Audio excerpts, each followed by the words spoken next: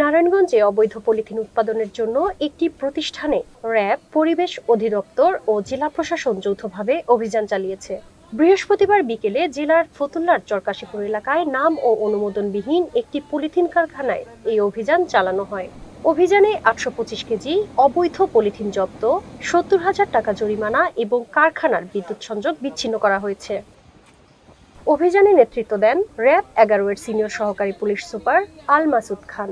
অভিযানে নির্বাহী ম্যাজিস্ট্রেট হিসেবে দায়িত্ব পালন করেন নারায়ণগঞ্জ জেলা প্রশাসনের স্থানীয় সরকার শাখার সিনিয়র সহকারী কমিশনার টিএম রাহসিন কবির। এছাড়াও পরিবেশ অধিদপ্তর নারায়ণগঞ্জের সহকারী পরিচালক মোহাম্মদ রাসেল মাহমুদও উপস্থিত ছিলেন।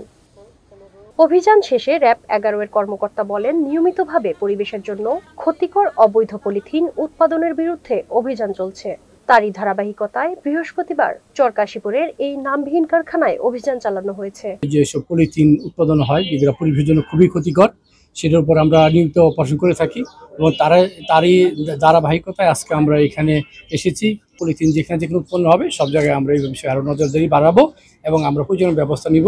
পরিবেশ অধিদপ্তরের সহকারী পরিচালক মোহাম্মদ রাসেল মাহমুদ বলেন, অধিদপ্তরের মহাপরিচালক ও সদর দপ্তরের নির্দেশনা অনুযায়ী প্রায় প্রতিদিনই পলিথিন বিরোধী মোবাইল কোর্ট পরিচালনা করা হচ্ছে।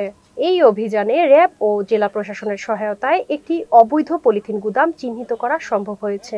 প্রতিষ্ঠানটি পরিবেশ সংরক্ষণ আইন 1995 লঙ্ঘন করায় তাদের জরিমানা করা সহ কারখানার কার্যক্রম বন্ধ করে দেওয়া হয়েছে।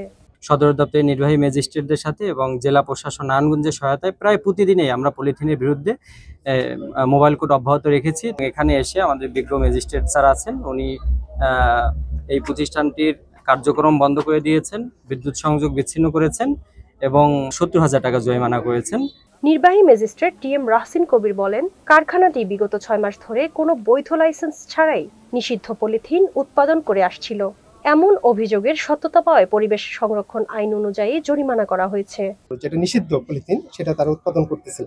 যেহেতু আমরা স্পটে এসেছি এবং ওনাদের যে অবৈধভাবে যে পলিথিন তৈরির বিষয় এবং পরিবেশের জন্য পলিথিন যে ক্ষতিকর সেটা ওনারা তৈরি করতেছেন, তা আমরা এটা সত্যতা পেয়েছি। ভবিষ্যতেও এ ধরনের অভিযান অব্যাহত থাকবে বলেও জানান তিনি।